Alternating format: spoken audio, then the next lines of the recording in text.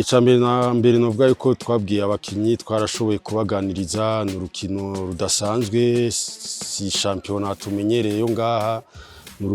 n'urukino tuzokina n'umuguzo uva hanze muri Djibouti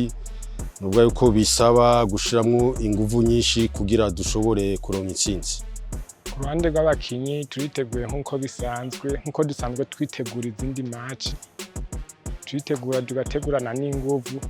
kubera match tugiye gukina hamwe iratandukanye n'izindi kwa ni championnat tugiye gukina iri hejuru iri ku rundi rwego Champions League ni ku rwego runini rugize Afrika ngirango twiteguye neza cyane ndibaza umunsi w'Imana tuzobikora.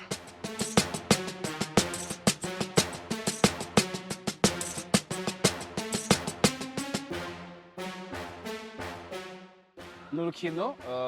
rurimo pression nyinshi kuko ugiye kuraba usanga abafana bashobora kuba buzuye ikibuga abamedia karabivuga n'urukino ruri international ubwo mu kijanye no kugera pression hari icyo kurabwira ko abakinyi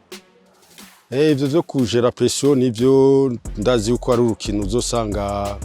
hari abafana benshi stade irashobora kuba yuzuye ariko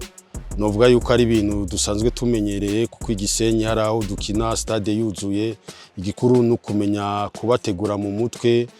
mu rukino rudasanzwe bakagira confiance bakicizere bagashobora gukina nkuko bahora bakina ama match ya champion.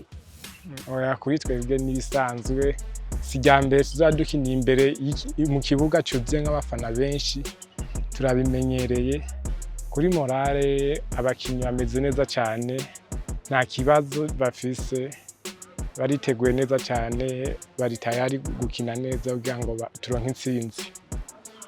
Abafana twobasaba kuza ku bwinshi ari benshi bakaza kudushigikira ku munsi w'Imana natwe tuzokora ibishoboka kugira tubanezereze turonke intsinzi. Cyo no basaba no kuza ari benshi